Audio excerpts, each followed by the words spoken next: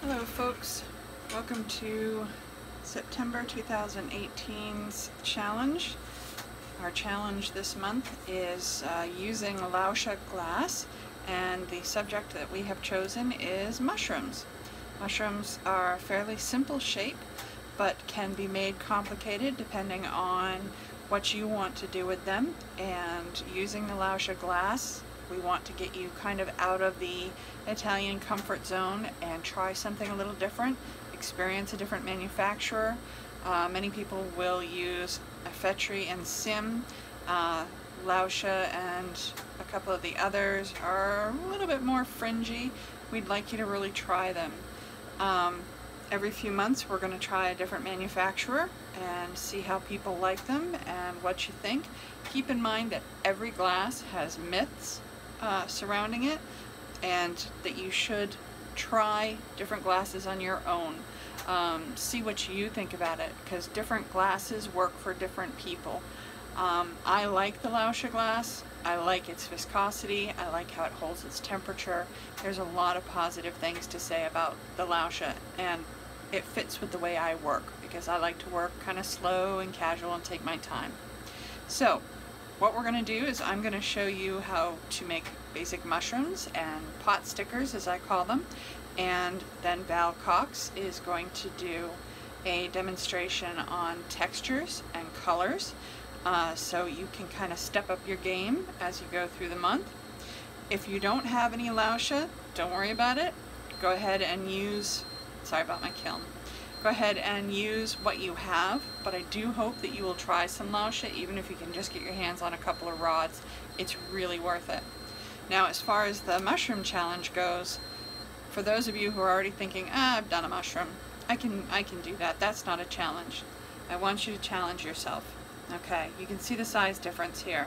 This one, I wanted it to look kind of slimy, so I put transparent over the ivory, and it's considerably larger. Okay, this took a lot of heat control. It broke when I dropped it, but that was my fault. This little guy here, little teeny wire can go through there. It's a little teeny mushroom. This could be an earring. This could be a pot sticker, but you can see the difference. Challenge yourself. There's ways to make this more difficult.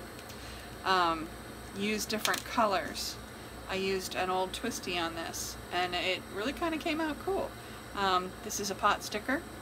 When I say a pot sticker, what I mean is one where the hole does not go all the way through the top, and you can put a toothpick or something in there, and then you can stick it into a pot, and it's a pot sticker. You can do them in sets of 3, so that you have different types of mushrooms, different sizes, just kind of sticking in a terrarium or something. Frit, you can use frit on the caps of your mushrooms. This is a keychain, nice and thick, likely to hold up to a little bit of banging. Try encasing something. I tried goldstone in this one. You can't really see it, but it was kind of cool. It made the cap very thick. I could have stretched it a little bit. I think if I had done less clear, more goldstone, that would be pretty neat. Make some things for beads of courage. Nice and solid in here, good connections. If it's for beads of courage, this would not be a good one for them because it's too lippy and it would break, but it's still pretty cool looking. So there are lots of ways that you can challenge yourself while doing this. This was the top of one that broke when I dropped it. It was called a witch's cap. You can see the potential here for Halloween. If you do a Harry Potter sort of thing, you know, it's got that twist to it, like the sorting hat. Lots of fun, lots of things you can do with these things. So, you know, really kind of step it up and try. You'd be surprised. To get your basic mushrooms shape, I did a little blank here. There are a lot of tools you can use, from your marber that you can just use it on there, even a flat marber that actually can give you a little bit more control. You can get up under the lip, do all sorts of things. This push marber is one I like to use because I can really kind of stretch and straighten it out and push it up off the top. So this is kind of a basic tool that you can find at most benches. But anyways, that's kind of the shape you go for. I have a core warming up, so let's get down to it. Okay. What I want to do if this will let me get away with it.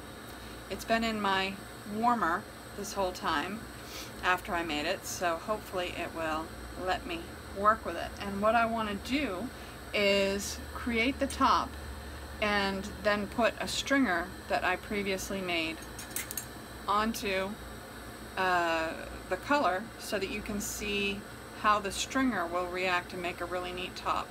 Now this just cracked, no big deal. Glass does not have a memory, so even though it cracked up there in the puntee, it doesn't matter. It stayed on, so I can warm it back up. This is kind of a hot flame, so I'm going to make it a little bushier. There we go.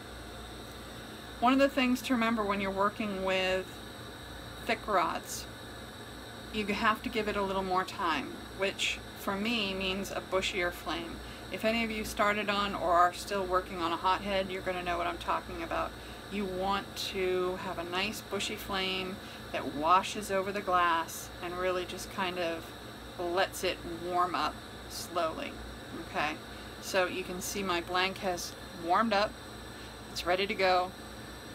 The crack that was in it is history. It's no longer there. I can't see it at all. I got a nice flame going. It's washing over it. Just going to straighten it out a little bit. There we go.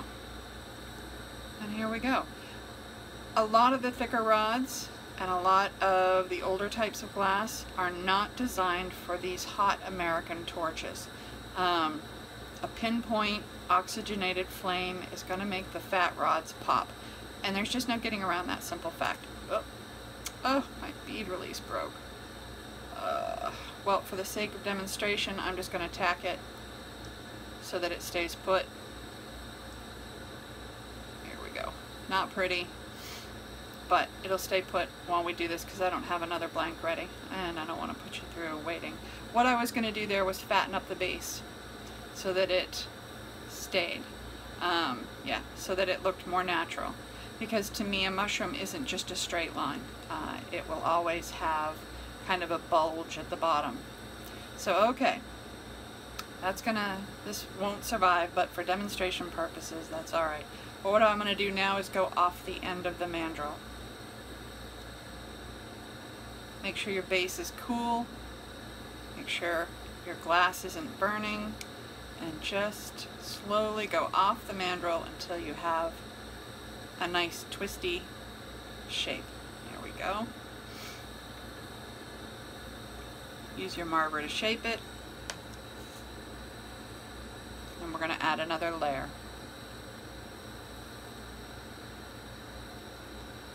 Here we go. Now my core is a little bit soupy, so I'm going to let it cool down. I'm going to turn up the oxygen just a touch now that my glass is warm. A little bit of insurance heat. I know it's not going to survive, but I don't want it popping off and landing in my lap. There we go. Flame is a little hotter now, but that way I can at least move a little quicker. Let it wash up over the rod without melting the core, because you want to get it off the rod and onto the mushroom, obviously. But you don't want the center of the mushroom to get all soupy, because then you can't put it on there.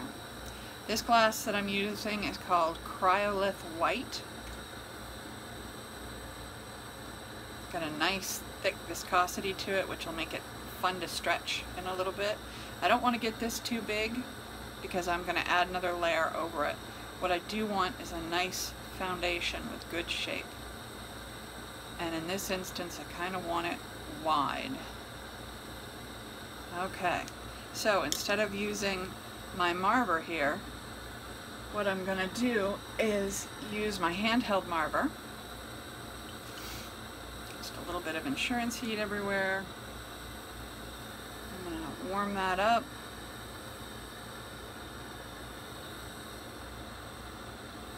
Give myself kind of a flatter top than I would. If I put it directly into here, I'm limited on my angles. But by using my handheld, I can kind of tease a different shape out of it. An interesting trick is to use your tweezers. Get it nice and warm. And you can stretch it out without tooth marks all over it. It'll change the shape of your cap. But mushrooms in the wild, remember, mushrooms never have a perfect cap. That perfect mushroom, I would say, never exists, just like you don't see pyramid mountains.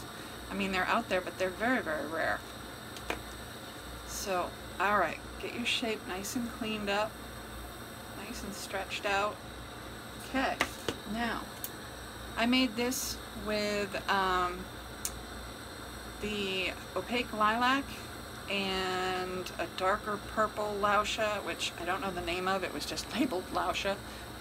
I purchased from other people, and I love the glass and I love when it's labeled, and then I can use it, but I do not always get the names.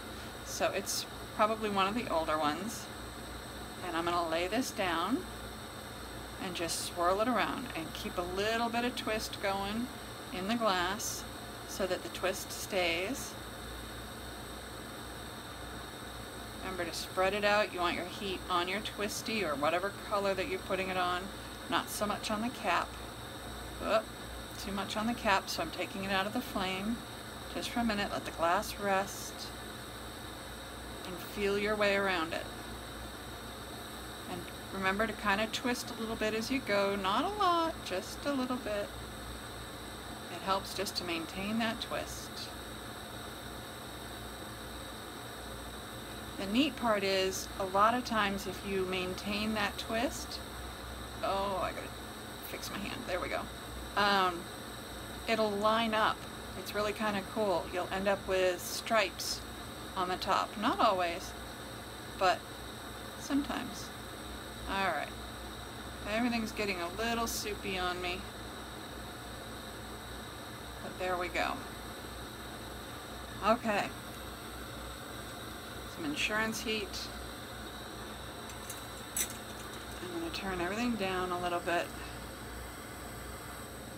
There we go. Okay. Now I want that to smooth out. When I'm working with glass, I really like smooth glass. It's what draws me to it. I'm not one that likes a whole lot of bumpy texture or, you know, whatnot. I like the look of transparent glass. So for me, it's all about making it smooth. I do bumps when I'm sending beads out to, like, Beads of Courage, because, you know, they like the tactile and everything. But when I'm making things for myself or for sale, I just seem to really like it smooth. It's just me. Do it any way you want. It's your glass. It's your mushroom. Alright. So, there's your basic mushroom. If you want to twist it out into a witch's cap, you can pull it at this point.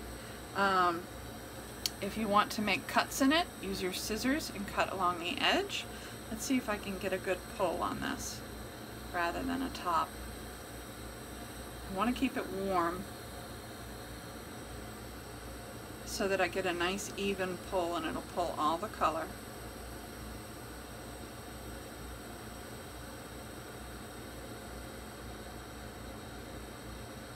I want the whole thing to pull, not just the top.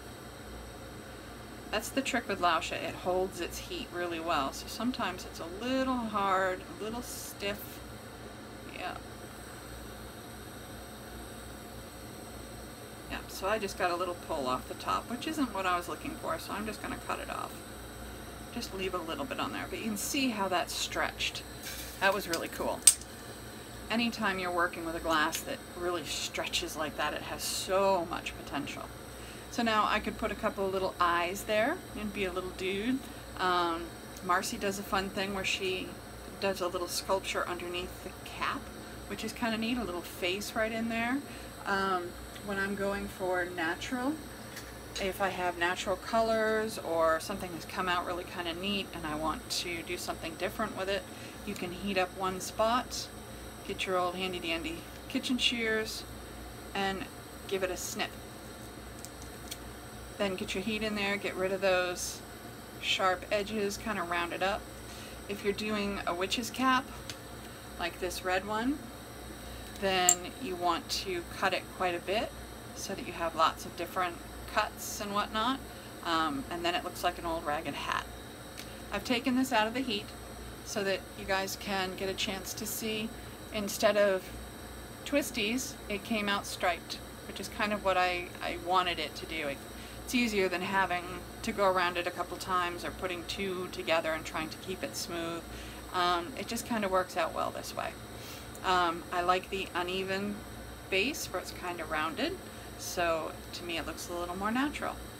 So I doubt I will get this off the mandrel, but that's okay. There's lots here that I will set up for a closer photograph, and that's the basic gist of getting a mushroom.